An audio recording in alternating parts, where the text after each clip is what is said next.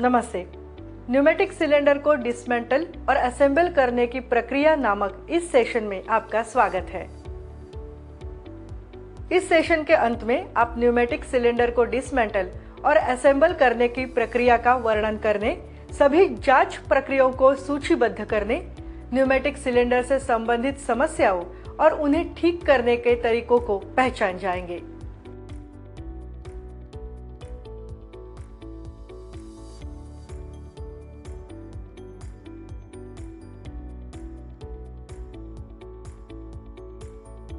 अब ये जानने का समय है कि सिंगल और डबल एक्टिंग न्यूमेटिक सिलेंडर को कैसे डिसमेंटल किया जाता है।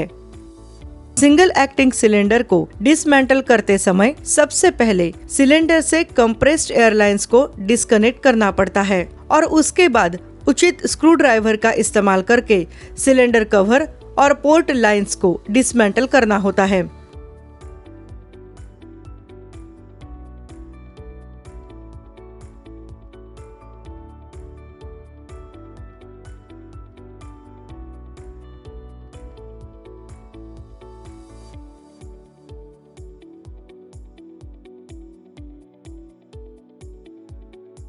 उसके बाद पिस्टन रॉड को कन्वेयर्ड सरफेस सतह पर पकड़कर रखने के लिए एक स्ट्रैप रिंच या सॉफ्ट जॉ रिंच का इस्तेमाल करके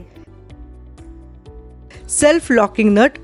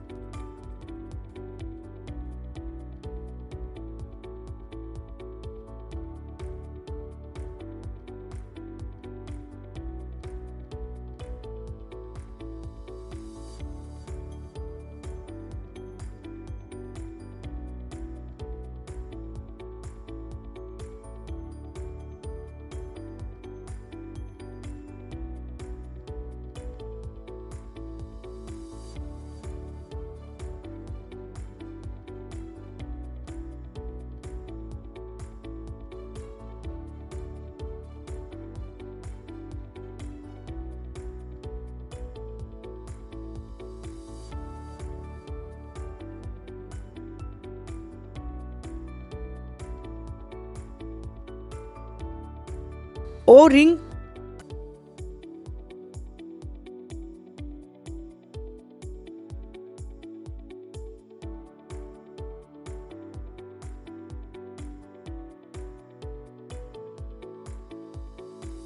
और पिस्टन को निकालकर फेंक दिया जाता है।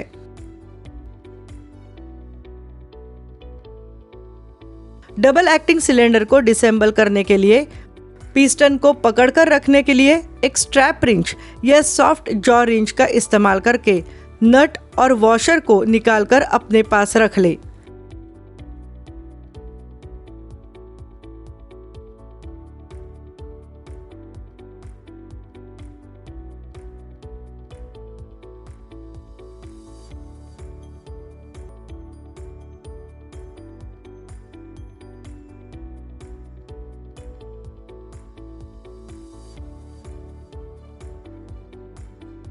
कंप्रेस्ड एयर ट्यूब लाइंस को डिस्कनेक्ट करने से पहले सिलेंडर कवर और पोर्ट पैसेज को डिसमेंटल किया जाता है।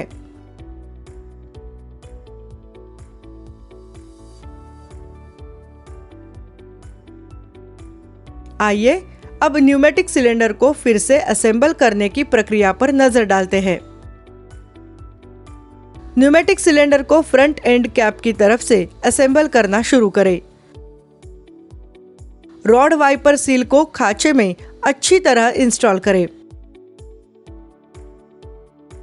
फ्रंट एंड कैप में एक नया ओ रिंग इंस्टॉल करें। फ्रंट बेयरिंग बुश को स्लॉट में धीरे से इंस्टॉल करें। अच्छी तरह स्पीड एडजस्टिंग स्क्रू की जांच करें। उसके बाद रेयर एंड कैप को असेंबल करने का काम शुरू करें। बेयरिंग बुश को स्लॉट में धीरे से इंस्टॉल करें। रेयर एंड कैप में एक नया ओ रिंग इंस्टॉल करें। स्पीड एडजस्टिंग स्क्रू की जांच करें।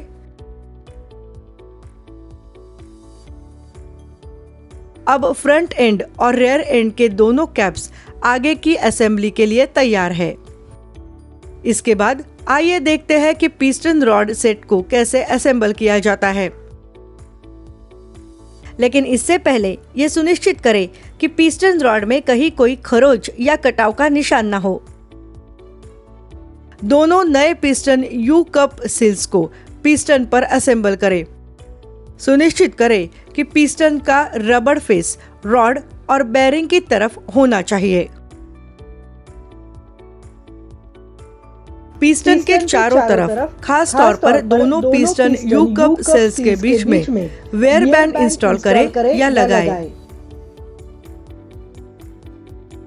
पिस्टन यू कप सेल्स के चारों तरफ फ्रंट एंड कैप पर और रेयर एंड कैप पर सिलेंडर यू ट्यूब आईडी तक, यदि डबल एक्टिंग है तो पिस्टन एज के चारों तरफ लगाएं और पिस्टन रॉड की कामकाजी लंबाई तक ग्रीस की एक हल्की कोटिंग लगाएं।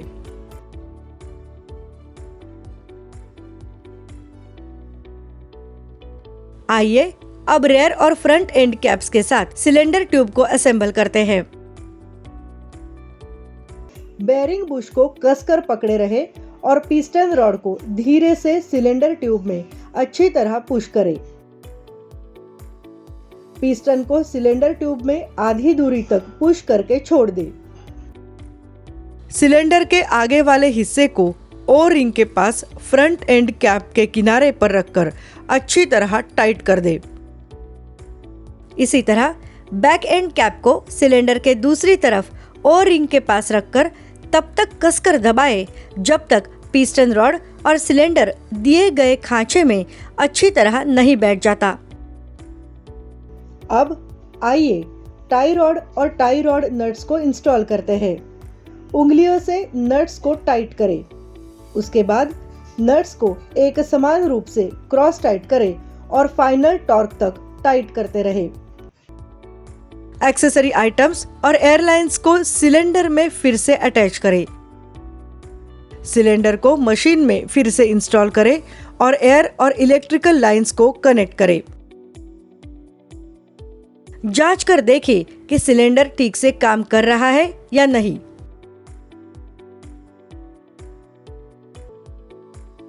अब आपको न्यूमेटिक सिलेंडर को फिर से असेंबल करने की प्रक्रिया के बारे में पता चल गया है। तो आइए अब न्यूमेटिक सिलेंडर की जांच करने की प्रक्रिया पर भी नजर डाल लेते हैं। फ्रंट एंड कैप पर इनलेट पोर्ट में एयर डालें। लीकेज का पता करने के लिए साबुन पानी घोल के साथ एक ब्रश का इस्तेमाल करें। सिलेंडर को पानी में डुबो न दें। स्पीड फिटिंग और पूरी तरह एक्सटेंड एयर पैसेज में एयर डालने के बाद स्पीड फिटिंग में एयर पैसेज को खोलकर देखें कि पिस्टन रेयर कैप तक मूव कर रहा है या नहीं। फ्रंट कैप एडजस्टमेंट स्क्रू में कैप पिस्टन रॉड सील में, रेयर कैप एडजस्टमेंट स्क्रू और उससे सटे पोर्ट्स में अगर लगे हो तो स्पीड फिटिंग और फ्रंट एंड कैप के बीच में मौजूद पाइपिंग से कैप गैस्केट में सिलेंडर के दोनों सिरों से और स्पीड फिटिंग एग्जॉस्ट पोर्ट से लीकेज की जांच करें। कोई लीकेज मिलने पर उसकी मरम्मत करें और दोबारा जांच करें।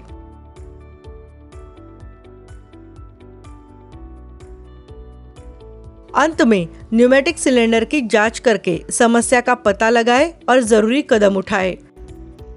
सिलेंडर ट्यूब की भीतरी सतह की जांच करें और यदि आईडी घिस गया है या यदि भीतरी सतह पर कोई विक्स या बर्न्स के निशान हैं तो उसे बदल दें। जंग या नुकसान का पता लगाने के लिए सिलेंडर ट्यूब और रॉड सील की हमेशा जांच करें, क्योंकि इन क्षेत्रों में टूट फूट या घिसाव का सबसे ज्यादा खतरा रहता है। यदि बहुत ज्यादा जंग लगा हुआ है या नुकसान हुआ है तो आपको पूरे सिलेंडर और उसके माउंटिंग पार्ट्स को बदलना पड़ सकता है। एयर सिलेंडर की बाहरी सतह पर या माउंटिंग ब्रैकेट पर कोई धूल नहीं रह गई है, ये सुनिश्चित करने के लिए उसकी जांच करें। आइए न्यूमेटिक सिस्टम में कोई समस्या या खराबी दिखाई देने पर उसके संभावित कारणों और सुधारात्मक कार्यों पर एक नजर डाल लेते हैं। मशीन काम कर रही है, लेकिन धीमे ऑपरेशन के कारण उसका परफॉर्मेंस थोड़ा कमजोर है। एयर लीकेज, वॉल्व कनेक्टेड है लेकिन वेंट होल से एयर निकल जाता है। पिस्टन में एयर निकल जाता है। वॉल्व लीक करता है। सोलेनॉइड कॉइल फेल हो गया है। हम लोग न्यूमेटिक सिलेंडर को डिसमेंटल और असेंबल करने की प्रक्रिया पर आधारित इस सेशन के अंत में पहुंच चुके हैं।